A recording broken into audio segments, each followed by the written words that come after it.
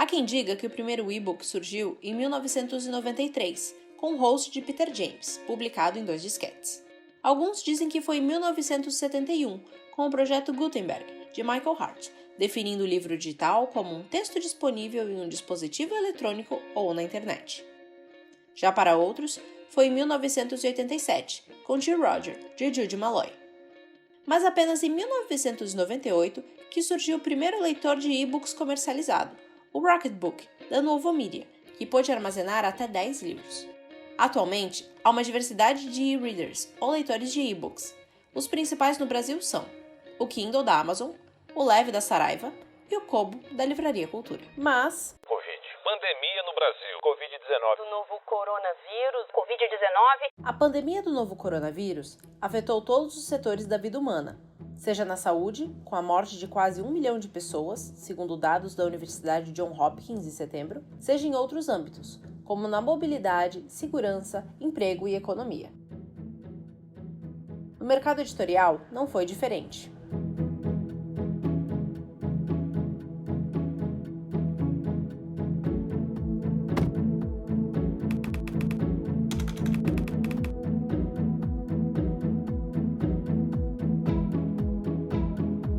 Hoje eu cuido de 2 selos, que é o Outro Planeta, que é o selo pop da editora, e o Paidós, que é um selo que a gente lançou na pandemia. A gente tinha planejado de lançar esse novo selo em maio. E daí, com a pandemia, a gente ficou observando como que o consumidor iria agir dentro da pandemia, né? Mas mesmo assim, a gente ficou preocupado em lançar no meio da pandemia, né? Mas o planejamento era que lançássemos em maio.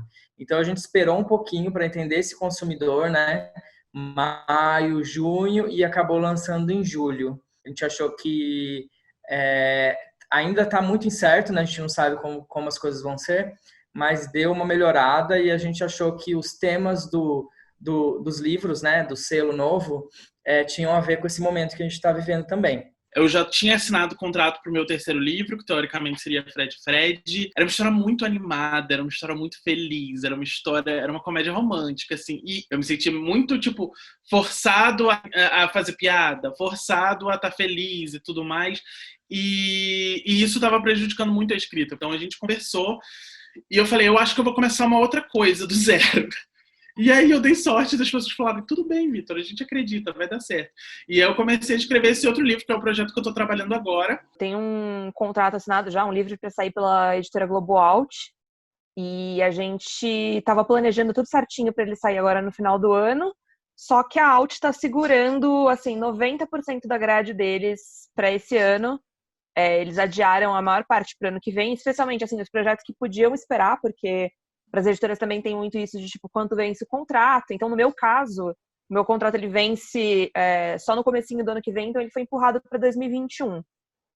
E acho que essa foi, assim, a maior mudança a maior quebra de expectativa, a maior mudança do ano. Eu comecei a escrever um livro, né, eu comecei a reescrever um manuscrito, inclusive, porque eu já tinha essas ideias bem antes. Eu comecei em abril e eu fui terminar agora no comecinho de agosto. Então, nesses 4 meses eu estava escrevendo, né? Porque eu tô aqui, vai fazer, 5 meses que eu tô em casa.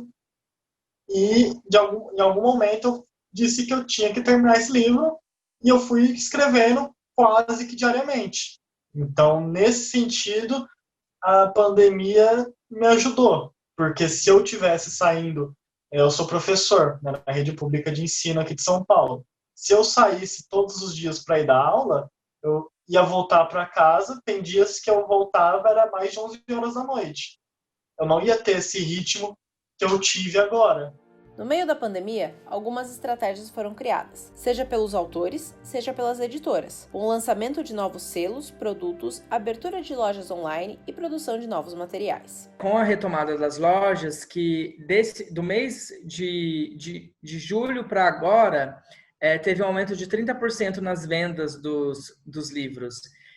Uma coisa que a gente percebeu muito também foi que muitas livrarias não estavam preparadas para o e-commerce, que é uma coisa que muitas empresas têm, mas as livrarias mais tradicionais ainda têm aquele imaginário, né, que as pessoas vão às livrarias passear e daí assim escolhe o livro. Só que com a pandemia mudou isso rapidamente, né? Os livros digitais aumentaram, mas ainda não é muito significativo para o faturamento geral das editoras, né? Corresponde mais ou menos a 5% do faturamento total. Mas o curioso, assim, que a gente observou, lançando aquela coleção com autores sobre a pandemia exclusivamente no digital, os livros deles, físicos, os livros anteriores, aumentaram as vendas. Foi muito curioso isso. Então, a gente sente ainda que tem um público leitor que gosta de receber o livro em casa, que gosta de sentir o cheiro do papel. Então, assim, o livro digital ainda não conseguiu superar as vendas do livro físico, mas já é um pouco significativo para o faturamento geral das editoras. Cerca de 5%, eu acho que a tendência é aumentar. Eu lancei a Reunião da Minoria Modelo, então, há 2 meses, e eu tive um retorno muito positivo, tanto de vendas como de comentários, e ele ficou tipo, um tempo em posições boas no ranking de mais vendidos da Amazon. É um livro que eu lancei só digital, e eu tive um retorno tipo, muito melhor que os livros que eu lancei de formato físico. E eu sei que, tipo, principalmente para escritores iniciantes, há uma ânsia de se publicar o livro físico, porque é uma realização pessoal você ter aquele livro em suas mãos, poder apalpá-lo, sentir ele, né? Ler as páginas, sentir o amarelado delas. Mas hoje é muito mais vantajoso você publicar apenas em formato digital. Normalmente, hoje em dia, saem os 2 formatos, não necessariamente simultaneamente.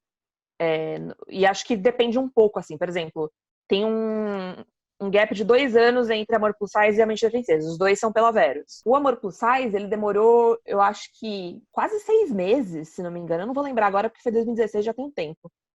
Mas ele demorou para chegar em formato digital.